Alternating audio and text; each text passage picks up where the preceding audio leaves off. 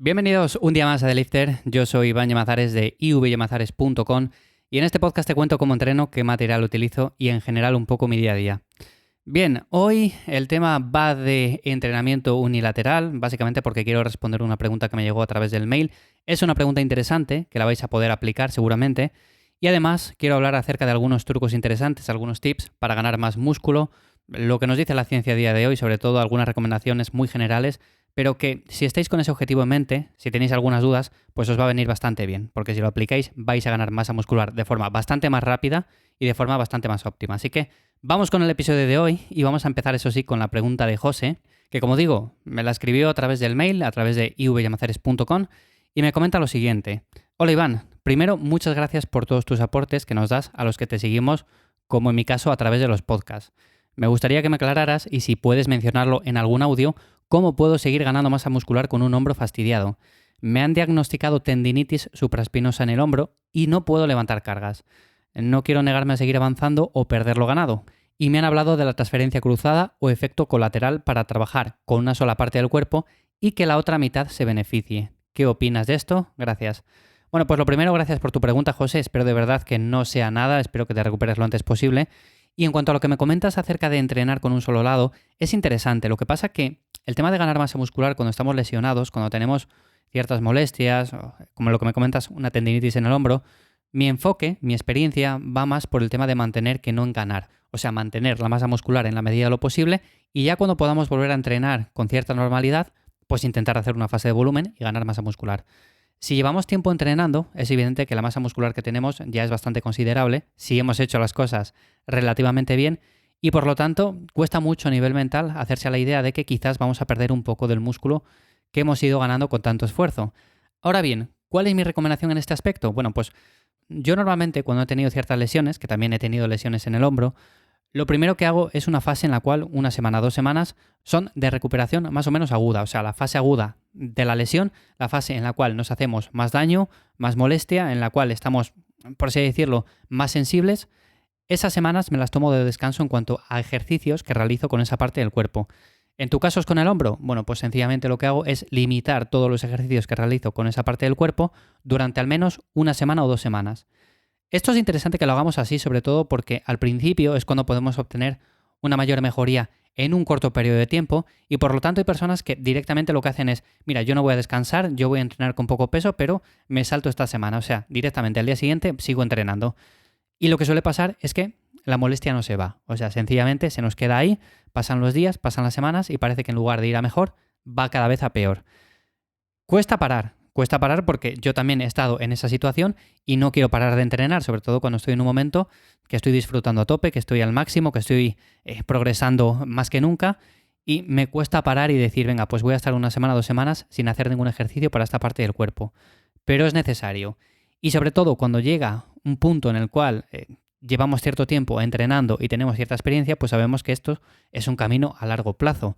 No pasa nada por parar 2 semanas. Yo prefiero parar 2 semanas y luego estar recuperándome durante el tiempo que sea, el tiempo que necesite, y luego volver plenamente al entrenamiento. Prefiero esto que no sencillamente no parar de entrenar, seguir haciendo ejercicio físico, seguir con las molestias y que esto nunca se termine ya. O sea, que esto sea para siempre y termine con una tendinitis crónica. Por lo tanto, mi recomendación pasa por ahí y sobre todo, como dices, el trabajo unilateral, pues es muy interesante y sobre todo es importante de cara a mantener la masa muscular, como digo, no a ganar masa muscular porque eso es muy complicado entrenando con el lado opuesto del cuerpo, pero sí que puedes mantener la masa muscular en la medida de lo posible. Y además de todo esto, vas a acelerar la recuperación de forma también bastante notable. En este caso, imaginémonos que tenemos un hombro derecho fastidiado y el hombro izquierdo, pues le tenemos perfecto, podemos hacer todos los ejercicios que queramos con él. Pues seguramente, al principio, estas 2 primeras semanas, lo suyo sea no hacer nada con la parte superior del cuerpo, movernos un poco, eso sí, y la parte inferior podemos seguir trabajándola sin ningún tipo de problema, y luego ya pasar a hacer diferentes tipos de remos, diferentes tipos de empujes, de preses, con el lado izquierdo, con el lado que no nos molesta. De esta manera, como digo, hay transferencia, tenemos evidencia de que hay transferencia y por lo tanto no vamos a ganar masa muscular porque para eso el estímulo es muy pobre, pero sí que podemos mantener la masa muscular. Por supuesto, aquí también entran en juego otros factores, como por ejemplo llegar a una cantidad mínima de proteína al día, en torno a 1,8 o 2,2 gramos por kilo de peso estaría bien. Y con todo esto, seguramente cuando haya mejoría, cuando poco a poco nos vayamos recuperando, lo suyo es empezar a meter poco a poco peso con ese lado del cuerpo. Podemos empezar con las mancuernas más pequeñitas, con las rosas o con lo que sea, aunque sea frustrante, aunque antes moviéramos mucho peso, pero es lo que hay. Tenemos que empezar así, poco a poco, como si empezáramos a entrenar. Y lo bueno de todo esto es que si tenemos cierta experiencia, la recuperación no solamente va a ser bastante rápida, sino que vamos a llegar a ese punto en el que nos encontrábamos de forma también bastante rápida. O sea, si hemos tardado en llegar a mover con unas mancuernas, yo qué sé, en 2 años, pues no vas a tardar ahora otros 2 años en recuperar ese estado de forma, sino que seguramente en pocos meses o pocas semanas consigas levantar el mismo peso. De hecho, algo curioso, y que a mí me ha pasado en algunas lesiones que he tenido, es que he pensado siempre, no voy a llegar al punto de rendimiento en el que estaba anteriormente. O sea, ese fue mi punto máximo y ya nunca llegaré a él. Y lo curioso de todo esto es que después de la lesión es cierto que tardo tiempo, poco a poco me voy recuperando, voy haciendo diferentes ejercicios y cuando vuelvo al ejercicio en sí, con el cual me lesioné, que ahora puedo hacer perfectamente, bueno, pues van pasando las semanas, voy avanzando muy rápido y no solamente llego a ese punto de rendimiento, sino que lo mejoro. Sería, por así decirlo, como una supercompensación. Así que bueno, es algo curioso que suele pasar y de hecho es bastante frecuente. O sea, no es que me pase solo a mí, sino que le pasan a muchas personas. Por supuesto es importante también evitar ejercicios como el press nuca, que es bastante lesivo, ejercicios que comprometan también el espacio subacromial, como si hacemos unas elevaciones laterales, llevar la mancuerna por encima de la paralela con respecto al hombro. Ejercicios como por ejemplo remo al mentón, tampoco son de mis favoritos en este aspecto. Y sobre todo también hay que calentar mucho la zona, con bandas de resistencia, con muy poquito peso, haciendo diferentes ejercicios, incluso solamente moviendo nuestro peso corporal, nuestro brazo, el rango de movimiento que podamos. Siempre es interesante hacerlo, no dejar el brazo quieto, porque si no, en cuanto lo movamos vamos a sentir dolor y nunca vamos a salir de esa zona. Así que poco a poco ir moviéndolo y con esto la recuperación se va a ir dando. Lo que pasa que, como digo, las tendinitis a veces son muy fastidiadas y requieren de bastante tiempo, pero bueno, espero que con estos consejos te resulte más sencillo, más llevadero el entrenamiento y, como digo, José, espero que tengas una pronta recuperación. El siguiente tema que quería comentar hoy es el tema de los trucos, tips para hipertrofia más comunes o más sencillos que podemos llevar a cabo en nuestro plan de entrenamiento, que quizás son tan sencillos y son tan evidentes que muchas veces les pasamos por alto.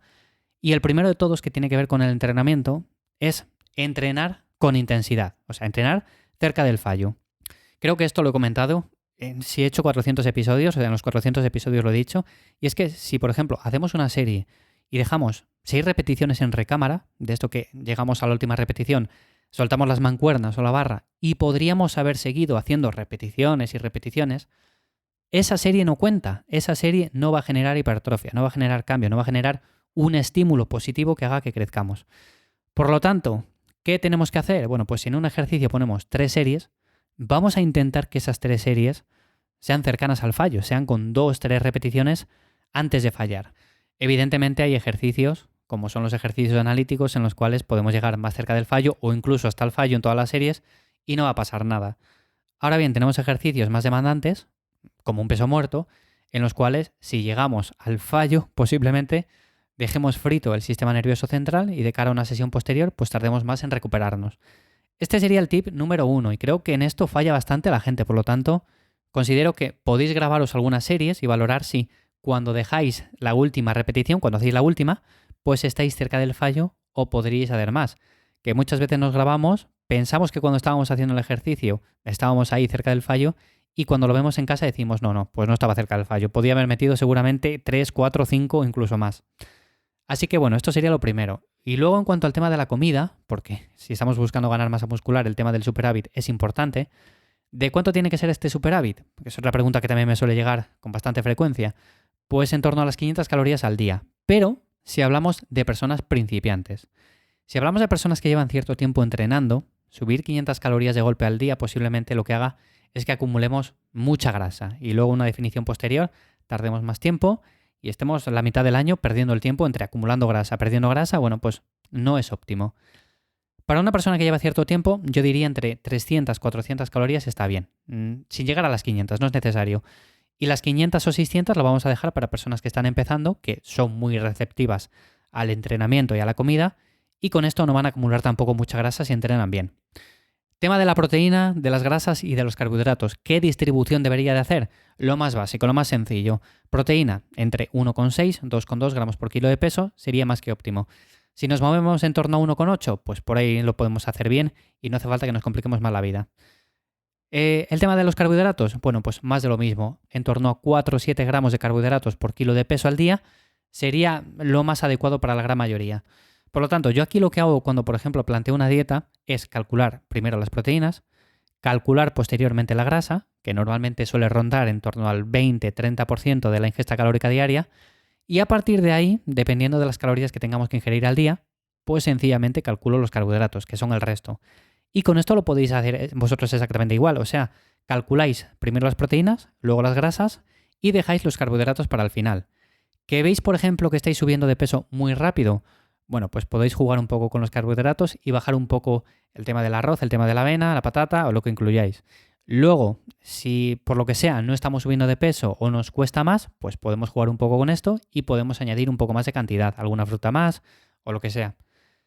Estas serían básicamente los tips para ganar músculo, según la última evidencia científica, lo que tenemos a día de hoy, y sería lo más sencillo, lo básico del todo, o sea, lo que todo el mundo debería de hacer y que es tan básico que muchas veces pasamos por alto y nos centramos más en el suplemento X, en hacer un protocolo de ayuno no sé cuál, en hacer una dieta súper novedosa de no sé quién, en utilizar un método de entrenamiento de no sé qué persona. Bueno, todo esto está muy bien, pero deberíamos de cumplir primero con la intensidad, con el superávit calórico, con la distribución de macros y con otros muchos aspectos que no he comentado, pero que también son relevantes y que los iré comentando también en otros episodios. Así que nada más por hoy, espero que como siempre te haya resultado interesante y de ayuda, y ya sabes que como siempre si ha sido así me puedes dejar una valoración positiva en Spotify. También me puedes encontrar en @ivyamazares en Instagram o en mi web ivyamazares.com para cualquier cosa. Te dejo los enlaces en las notas del episodio. Como digo, nada más y nos escuchamos en el siguiente. Chao.